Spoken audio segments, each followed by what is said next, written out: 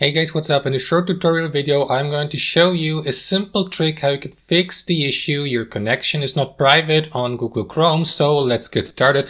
Now fixing this is actually a matter of a few clicks. All you need to do is launch the Google Chrome web browser, and here on your home screen, click on these three dots in the top right corner and select settings from that drop down menu.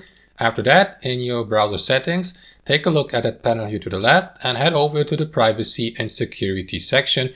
Here in the privacy and security section, make sure that you select security from that menu here below, just like that. And after that, scroll down here in the settings till you get to the advanced and secure connection section here. So what you want to do, guys, is make sure that this feature here called always use secure connections is turned off, so that you don't get these warnings, these annoying warnings anymore when visiting sites that don't support secure connections. So switch it off here to the right, and that's basically it. Now relaunch Google Chrome, and that's it. Thanks for watching and have a fantastic day.